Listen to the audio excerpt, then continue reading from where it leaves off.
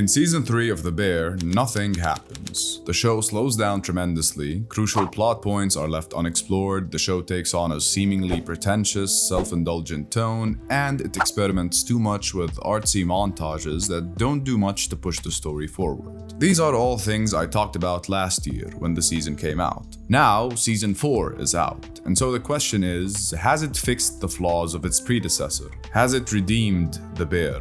Is it, as critics are prone to saying, a brilliant return to form? Season 4 of The Bear is a different show. To be fair, even Season 3 of The Bear is a different show. While these may be some very vague statements, what I mean by them, crucially, is that The Bear has made many changes, both narratively and stylistically, over the course of its 4-season run. More accurately, Seasons 1 and 2 of The Bear have a much more strictly defined structure and flow that is abandoned in Seasons 3 and 4. Season 1 is the setup, high-octane frenetic energy and constant stress as Carmy reintegrates into his dead brother's sandwich store, trying to build relationships with the people there while he manages the very stressful day-to-day of running the place. Season 2 starts with the plan to build a new restaurant, dubbed The Bear, a fine dining experience, and deals with the struggle of accomplishing that. Once again, more stress and load as Carmy and the team fight amongst each other and against the world to make sure this dream of a restaurant becomes a reality. The scope of the show expands character-wise, shifting the focus from mainly on Carmy to distribute it more equally amongst the rest of the cast, particularly with Sid and Richie. It slows down in that regard, giving us deeper, more introspective character moments. But the high stakes remain, as we see if the group can succeed in building this new restaurant. Moreover, Season 2 remains action-packed. Maybe individual moments aren't as energetically stressful as Season 1, but a lot does happen regardless. From the clashes between Carmy and Sydney, to the relationship between Carmy and Claire, to Marcus training in Denmark, to Richie finding his purpose, and most importantly, to us learning about Donna and having a glimpse into the trauma-filled background that made the Berzaros into who they are now, and how that lingering relationship still affected things in the modern day. Season 2 is arguably the best season so far, and by the time it ended, The Bear had upgraded itself from what it was in Season 1 to become a more character-focused show that balanced between the overarching plot of the restaurant's stresses with individual character arcs for most of the main cast. It's with the end of Season 2 that The Bear felt like it had fully made its identity concrete.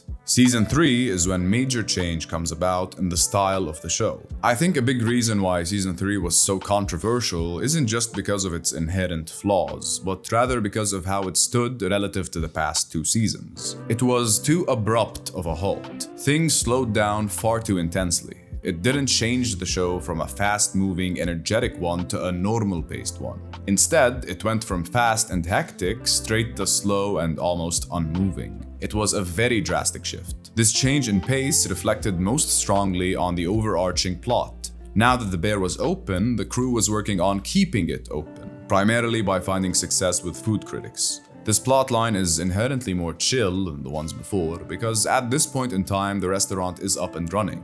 It's more about refinement now and doing the things needed to ensure longevity. In return for slowing down the main plot, Season 3 went even further in exploring its individual characters. We saw more about Tina and Napkins, a full flashback episode. We explored more of Natalie and her relationship with Donna and Ice Chips. And we saw more of Carmy's past, his background training in other fine dining restaurants, his trauma with his past chef mentor, and how that shaped him into the chef he is now. With the Carmy background, it isn't a lot of new things, but rather a more intimate revision of the key moments in his life that made him into the traumatized perfectionist of today. In essence, Season 3 is very light on external conflict, with a very slow, low-stakes-ish overarching plot, but a huge focus on introspection and internal emotional struggles. It's a step away from the juggling that the past seasons were doing. Instead of balancing an intense, thrilling overarching plot about the restaurant with simultaneous explorations of individual characters, the season let go of that first prong and focused mostly on the individual characters, granting them some more attention than before. Unfortunately, for me, it failed even in that regard.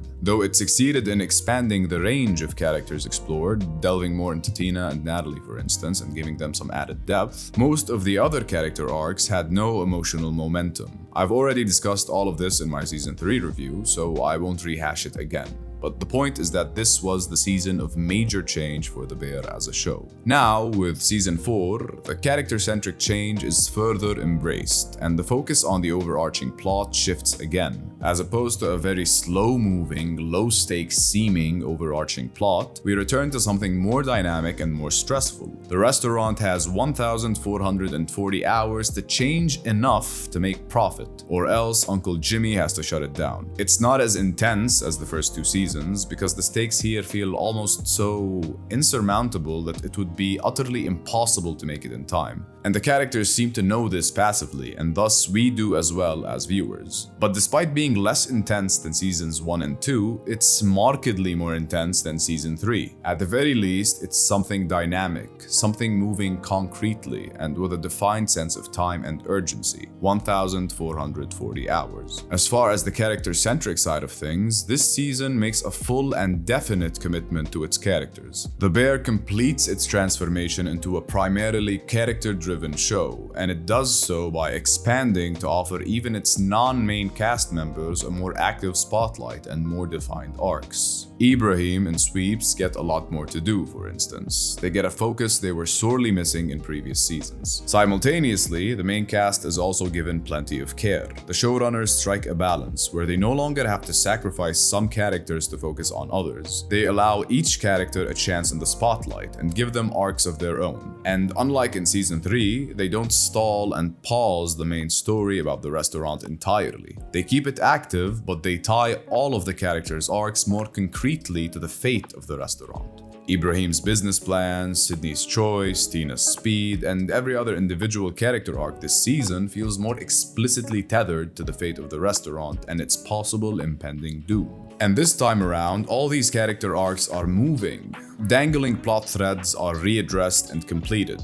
Even though many of these arcs carry a great deal of introspection and emotion, we get to witness actual physical conclusions to them, such as with Carmy and Claire and Carmy and Donna. Stylistically, another distinguishing aspect of season 4 is, surprisingly, its positivity. The Bear is still dramatic as hell, but this season seems to finally take its hands off the executioner's axe and instead offers us some heartwarming, wholesome conclusions. It sparks hope and expresses a tone of reconciliation, growth, and healing all throughout, with tender moments of connection dominating the season.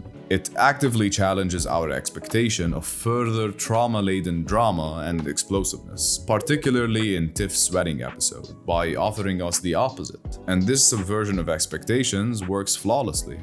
So, on the one hand, does season 4 redeem season 3? I think it does. It's a great season, though not as powerful as the first 2, and has possibly some of the greatest character moments so far.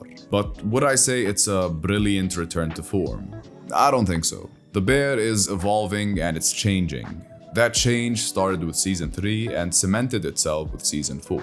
I don't think it's fair for us to assume that the show's structure and tone is going to go back to the way it was in the first 2 seasons. I think those days are past. The Bear is something different now. It's a character story first and foremost, and one that pours most of its energy and focus into its characters. These unique, real, interesting characters and their own struggles have become the main driver for the story. And to a degree, that was always the case. But the restaurant itself, when it was the original beef of Chicagoland and when it became the Bear, was another element of the story. A crucial layer that built the foundations of who these characters were and how they stood relative to each other. It tethered them to one another and formed the basis of their connection.